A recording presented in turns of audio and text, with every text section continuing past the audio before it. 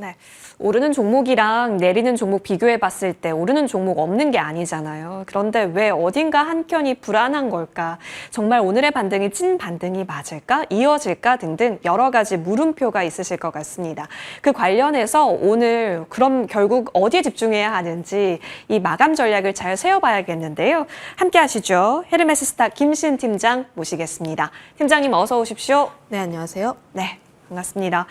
자, 이럴 때 진짜 우린 뭘 주목해야 할까 고민이 되는데 팀장님도 고민하시지 않았을까 싶습니다. 근데 궁금한 쪽이 있습니다. 한번 점검 받고 가볼게요. 바로 반도체입니다.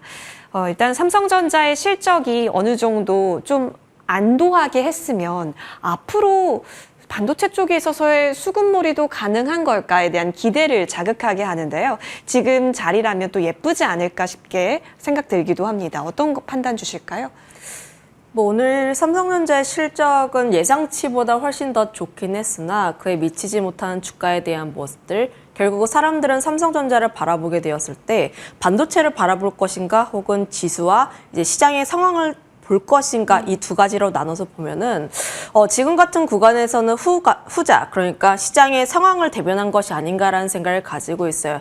우리가 삼성전자의 실적에서 보게 되었을 때 물론 갤럭시 S25에 대한 판매량에 대한 호조세 그리고 DDR5에 대한 가격 상승세를 감안을 하면 이번 1분기 실적보다 더 나은 하반기 실적이 나올 수 있다라는 것쯤은 우리가 예상을 해볼 수가 있습니다. 네. 하지만 시장 대비했을 때 삼성전자의 장초반 모습들이 강했고 오히려 이렇게 흘러내리는 모습들은 여전히 시장 같은 경우에 불확실성을 대비를 하고 있고 그에 따라서 트럼프가 중국의 이제 공격에 어떻게 반응을 하는지 다들 잘 모르겠다라는 반응이라고 보시면 좋을 것 같아요. 그래서 지금 삼성전자도 그렇고 반도체 같은 경우도 그렇고 선호대비에 대한 부분들보다는 아직까지는 시장에 대한 영향을 크게 좌우받는다라고 보시면 좋을 것 같습니다. 결국 내가 반도체를 보게 되었을 때 시장을 먼저 볼 것인지 혹은 산업을 먼저 볼 것인지를 선택을 해보시면 좋을 것 같은데요. 내가 좀 바닥을 확인을 하고 접근을 하시겠다 하시는 분들은 지금 여기에서 접근을 안 하셔도 됩니다. 하지만 삼성전자라던가 혹은 SK하이닉스 같은 경우가 이렇게까지 하락했는데 지금 접근하지 않는다라고 하면 과연 어디서 접근을 할까를 감안을 하면 결국 성향에 대한 문제이긴 한데요. 대형주 같은 경우는 지금 이렇게까지 눌려 있을 때 관심 있게 보는 게 맞지 않을까라는 생각을 가지고 있고요. 소부장단은 지금 접근할 때는 아니라고 보시면 좋을 것 같습니다. 결국 대형주가 움직여야지 소형주가 함께 움직일 수 있다는 점들을 감안을 하면 아직까지는 대형주 먼저 보시는 게 맞지 않을까도 말씀드릴게요. 현재 구간에서는 대형주 중심으로 전략을 잡는 것이 맞다라고 판단 주셨고 방금 전 공시인가요? 일단은 엑시콘이 삼성전자에 차세대 메모리 테스터 공급한다. 매출 대비 13.4% 규모인데 지금 동시호가 구간이라서요. 살짝 위에서 거래 진행 중이긴 합니다만 글쎄요. 일단 아무리 이런 공시가 있어도 대형주 쪽에 중심을 한다라고 한다면 저희는 추가 시세 후보를 어디로 볼 수 있을까 한번 바라보기 해보겠습니다. 대형주니까 삼성전자. 지금은 하이닉스보단 삼성전자네요. 지수에 대한 하방이 조금 더 견고하지 않을까라는 측면에서 삼성전자를 선택하기도 했고요. 저는 항상 다른 방송에서도 이야기를 했다시피 55,000원권 이하에서는 매수에 대한 관점을 계속 유지를 하고 있습니다. SK하이닉스 같은 경우 이제 또 다른 얘기는 18만 원 이하 라인대이긴 한데 다만 삼성전자 같은 경우에는 지금 레거시 쪽에 대한 매력도가 계속해서 올라와주고 있는 구간들 그리고 중국 같은 경우에 지금 이구화시에 대한 효과로 인해서 앞으로 더 좋아질 것이라는 점을 감안을 하면 삼성전자 현재로서는 더 유리하지 않을까라는 점도 한번 말씀드려보도록 할게요. 알겠습니다. 지금은 삼성전자 중심으로 계속해서 바라보기 혹은 분할 매수까지는 일정 부분 용인해 가면서 지켜보시면 좋겠습니다. 자, 시장에 대한 고민이 굉장히 많이 드는 오늘입니다. 말씀드렸다시피 오늘 찐반등이 맞는지 적극적으로 매수에 가담해도 괜찮은 건지에 대한 확신이 지금 드는 게 맞나요, 여러분? 그런 관점에서 지금 가장 행복한 사람은요, 팀장 팀장님, 현금 있는 사람일 것 같아요. 뭘 고르지?라는 마음으로 지금 바라볼 수 있으니까요. 근데 다만 이전에 차익 실현을 하지 못했거나 아니면 좀 기다리셨던 분들께서는 계좌가 꼬여있는 상황이란 말이죠. 그럴 때는 지금 차라리 아파도 정리를 하고 새로운 쪽으로 베팅을 들어가는 게 맞을까? 아니면 지금 이대로 일단 관망을 하는 게 맞을까 싶을 것 같습니다. 내가 마이너스의 퍼센티지가 어느 정도인지가 중요하지 예. 않을까라는 생각을 가지고 있는데요. 결국 내가 10% 정도가 마이너스라고 하면 12% 정도가 플러스여야지 본전입니다. 결국 내가 가지고 있는 종목의 마이너스가 몇 %인지를 정확하게 판단을 해 보시고요. 내가 지금 여기서 올라갔을 때 팔 수 있다, 정리를 할 수 있다 하시는 분들은 전 10% 이내이신 분들만 어느 정도 해당되지 않을까라는 생각을 가지고 있어요. 그것도 전부 다 정리를 하는 것이 아니라 비중의 약 절반 정도만 정리를 하시고 현금에 대한 보유를 계속 가지고 있는 게 낫지 않을까라는 생각을 가지고 있는데요. 저는 아직까지도 관세에 대한 불확실성이 9일까지는 계속 지속이 될 수 있다는 생각을 가지고 있어서 이때까지는 계속 지켜볼 예정입니다. 그럼 그때까지 현금을 계속 보유하시는 전략이 저는 그래도 유효하다는 생각을 가지고 있고요. 그리고 지금 이제 굉장히 재빠르게 올라가는 섹터가 많기는 해요. 뭐 일자리라든지 네. 특히나 정책 관련 종목군들이 계속된 시세에 이어서 오늘 같은 자리에서도 굉장히 큰 시세가 나왔던 상황들, 그러면은 이제 혹시나 내가 이쪽에서 수익을 벌 수 있다라는 생각도 가질 수가 있습니다. 저는 이런 부분들이 나쁘다고 생각하지는 않아요. 예. 결국 수급이 몰리고 있고 그거에 따라서 단기적인 트레이딩 잘 하시는 분들 같은 경우에는 저는 이런 섹터도 우리가 들어갈 수는 있긴 하지만 그래도 좀 타이트하게 들어갈 필요가 있지 않을까라는 의견도 드리겠습니다. 네.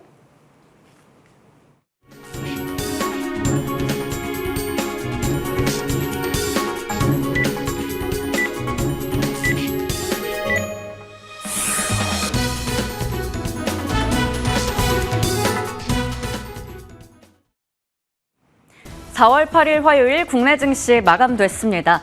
간밤 미증시는 장중에 가짜 뉴스가 나오면서 좀 급등락을 반복하면서 출렁거림도 있었고요. 결국 혼조로 마감했습니다. 하지만 우리 증시는 낙폭 과대 인식 속에서 저가 매수세가 유입이 되면서 오늘 특히나 삼성전자가 1분기 깜짝 실적을 발표하면서 전반적으로 급반등이 나오기도 했는데요. 다만 오전장에는 양지수가 2% 넘게 올랐었지만 그 상승분에 많이 반납했습니다. 코스피 지수는 0.26% 소폭의 상승으로 문 닫았습니다. 2334선에서 끝났고요. 코스닥 지수가 그래도 제약 바이오주 2차 전지 일부가 강세를 나타내면서 658선에서 마감 지었습니다. 오늘 수급적으로 체크해 보시면 여전히 외국인들의 자금 이탈은 가속화되고 있습니다. 오늘까지 8거래 연속해서 팔면서 누적 순매도 금액도 9조 원에 육박한다고 하는데요. 오늘도 거래소 쪽에서는 6천억 원 이상 매도했고요. 기관들은 1,000억 원 넘게 팔았습니다. 그런 가운데 개인들이 6천억 원 넘게 사들였고요. 코스닥 시장 확인해 보시면 이쪽에서도 외국인들은 매도 규모를 나타냈습니다. 그리고 기관 쪽에서는 1,400억 원 넘게 사들이는 모습 특징적이었습니다. 전반적인 지수와 수급 상황 체크해 봤고요. 시가총액 상위주의 움직임 머니맵으로 훑어보도록 하겠습니다. 앞서 말씀드린 대로 오늘 삼성전자가 1분기 깜짝 실적을 발표하면서 강한 모습을 보여줬습니다. 다만 삼성전자도 오름폭이 살짝 줄어들면서 그 부분이 우리 지수에도 고스란히 반영이 됐는데요. 그래도 반도체 소보장 위주로도 함께 오늘 오름세를 나타냈습니다. 오늘 삼성전자는 0.56% 상승 마감됐고요. SK하이닉스 같은 경우 2%대 강세 거의 3% 가까이 올라갔습니다. 한미반도체와 리노공업, HPSP, DB하이텍, 이수페타시스까지 모두 다 상승부를 켠 하루였습니다. 앞서 2차 전지 쪽 말씀드렸는데 아쉬운 건 국내 2차 전지 3사가 점유율이 좀 하락했다라는 이슈도 전해지면서 LG 엔솔이나 삼성 SDI, SK 이노베이션 같은 셀 3사는 모두 다 하락으로 거래를 마쳤습니다. 그런 가운데 에코프로 그룹주, 에코프로는 보합으로 마감됐지만 에코프로 BM이 2% 넘게 올라가면서 끝이 났습니다. 제약 바이오 쪽 체크를 해보셔야 될 것 같은데요. 빅파마의 로열티 기대감 그리고 앞으로 학회에 대한 기대감을 안고 가는 가운데 일부 종목들 강해 보겠습니다. 특히 알테오젠이 오늘 7%가 넘게 올라갔었고요. SK바이오팜도 3%대 강세, 유한양행이나 HLB도 올라갔고 어제 내렸었던 휴젤이나 파마 리서치 같은 종목들도 1에서 2% 상승으로 마감 지었습니다. 자동차 관련주들은 계속해서 관세와 좀 싸우고 있는 상황인데요. 현대차는 오늘 강보합 정도에서 문 닫았고 기아 같은 경우 0.35% 조정받았습니다. 현대모비스는 실적이 좋다라는 소식 계속 전해지고 있지만 오늘 5% 가까이 밀리면서 마감됐습니다. 어제는 전반적으로 모두 다 파란불을 짙게 깔고 있었는데요. 오늘 조선해운 쪽 강했습니다. 특히 한화오션이 8%대 강세로 마감됐다라는 점 체크해드리겠고요. 오늘 전력설비 쪽도 함께 오름세를 나타냈고 전반적으로 우주항공 방산 쪽도 강했는데요. 한화에어로스페이스 유중규모 축소 이슈가 전해진 가운데 오늘 8%가 넘게 강하게 마감됐습니다. 전반적으로 시가총액 상위주 움직임 확인해봤고요. 거래량과 거래대금 상위 종목들 훑어보겠습니다. 먼저 코스피 시장입니다. 삼성전자는 53,500원 선에서 오늘 거래 마쳤습니다. 이외의 종목들 매일같이 체크해드리고 있는데 조기 대선 레이스에 진입이 됐죠. 특히나 6월 3일로 확정된 만큼 정치 인맥주, 정책주 여전히 시장에서 부각되고 있습니다. 오늘도 관련한 종목들이 시세가 많이 났습니다. 일부 종목들은 변동성도 확인됐습니다. 거래대금 상위 쪽으로 가보시면 어제와 비슷합니다. IT 투톱과 한화 에어로스페이스, 현대차, 한화오션 같은 종목들 눈에 띄고요. 이외에도 유니온 같은 히토류 관련주들 오늘 10%대 급등으로 마감 지었습니다. 다음으로 코스닥 시작으로 이동해 보겠습니다. 거래량 상위 쪽에서는 마찬가지로 말씀드린 것처럼 정책 테마주, 정치인 테마주 올라와 있는 상황이고요. 거래대금 상위 쪽에서는 알테오젠, ABL 바이오 같은 종목도 오늘 개별 이슈 속에서 급등세 나타내는데 눈에 띄는 모습 확인됩니다. 이외에도 솔트룩스, 이러한 AI 소프트웨어 관련주들도 정책 테마주로 분류가 되고 있는 상황 속에서 오늘 8% 가까이 올라간 점 특징적이었습니다. 지금까지 4월 8일 화요일 마감 시황 전해드렸습니다. 네, 환율이 꽤 높네요. 1,473원 20전입니다. 이런 상황 속에서 계속 부담으로 자리를 할지, 워낙 매크로 상황이 완전히 해소된 것이 아니잖아요. 관세 이슈에 있어서요. 4월 9일까지 우리 김신 팀장님께서도 말씀해 주셨다시피 계속해서 불확실성은 있는 상황, 대응이 더 철저하게 요구되는 이번 주 계속 여러분 함께하고 계십니다. 그럼 어디에 집중을 해야 할까? 저희는 섹터 이야기로 좀 모아가 볼 텐데요. 팀장님, 어려운 시장이지만 아까 전에 정책주에 있어서는 어떻게 보면 지금 우리 시장이 답안지를 주고 있는 것처럼 느껴지기도 합니다. 그 가운데 대응이 가장 중요한 쪽이어서요. 오늘 좀 철저하게 코멘트 들어봐야 되겠네요. 이제 대다수의 정책주들이 함께 올라가고 있는 모습들이고요. 결국은 6월 3일이라는 일정이 정해진 상황들, 그렇게까지 좋았던 뉴스가 많이 나오더라도 이제 화장품이라든지 조선이라든지 방산이라든지 좋은 뉴스들이 항상 나왔음에도 불구하고 관세라는 불확실성 때문에 주가의 위치가 크게 올라가지 못하는 상황들, 하지만 정책 같은 경우에는 몇 년에 한 번 있는 이벤트이다 보니까 많은 분들께서 단기 트레이딩으로 굉장히 많이 접근을 하십니다. 그런데 이러한 정책 테마주들이 이제 대선이 점점 다가오고 있을 때 접근을 하시면 문제가 될 수가 있지만 이런 정책 관련 종목군들이 크게 뛰기 시작한 게 지난주 금요일 이제 선고가 나오고 나서부터였습니다.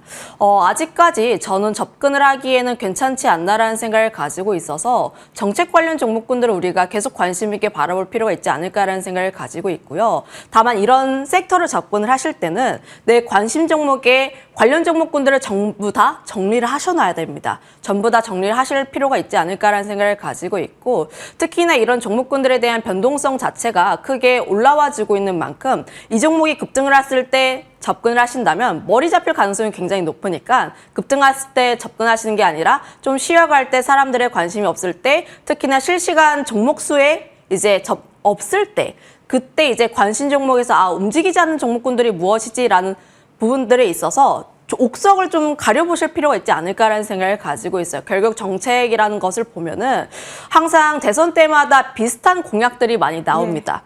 이제 표심을 잡기 위해서 일자리라든지 혹은 저출산이라든지 이런 정책들이 항상 레퍼토리가 비슷한 부분들이 있어서 결국은 공통 섹터에 있는 그런 정책이 그래도 유리하지 않을까라는 의견도 한번 드려보도록 할게요.